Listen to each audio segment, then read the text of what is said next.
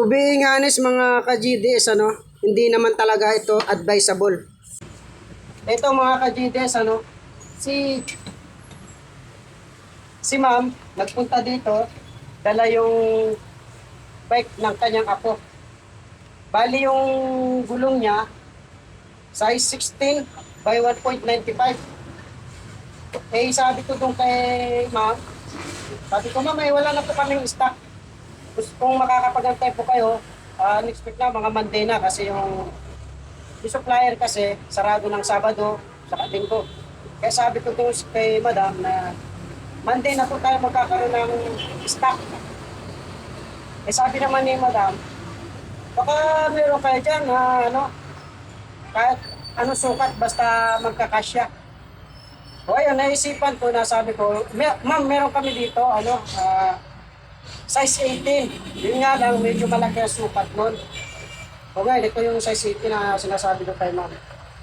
Yun nga, pinaliwanag ko naman kay ma'am, sabi ko ma'am, pwede po yan na pag sinalpak natin sa gulong, medyo malaki po siya. Pero, pwede natin pag-ariin. Magagawa naman ng parang. So at least sabi naman ni ma'am, sige gawin mo lang, basta ngayong araw na ito, may ko, basta magamit lang ng apo ko. Pwede ngayon, ikakabit namin itong size 18 dito sa size 16. So ngayon, tignan natin kung uubra ba. At least pinaliwanag natin yan kay madam. Kaya panoorin natin kung kakasya ba, kung ano ba yung magiging resulta. Tara, panoorin natin. Ito mga ka-GDs, hangin lang muna natin ng konti.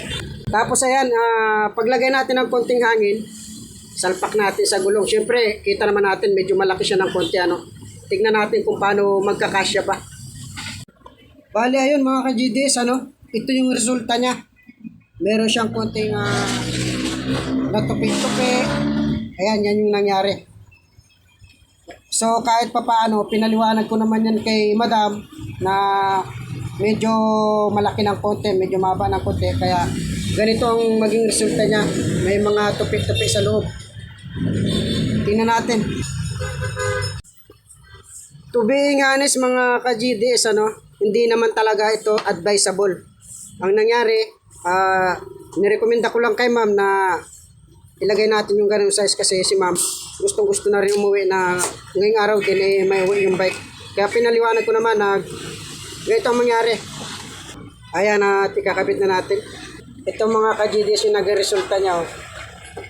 Tapos titingnan natin mamaya, iikutin natin kung nagkaroon ba ng pagka-oblong. Try natin ikutin mamaya pagka naikpit na itong mga nuts. Okay, ngayon mga ka-GDS, nakakabit na ngayon. Try natin ikutin. Sige nga, ikot natin. Malakas pa ikutin mo pa. Bilisan mo, malakas na ikot. Okay, ayun. Yun ang resulta mga ka-GDS.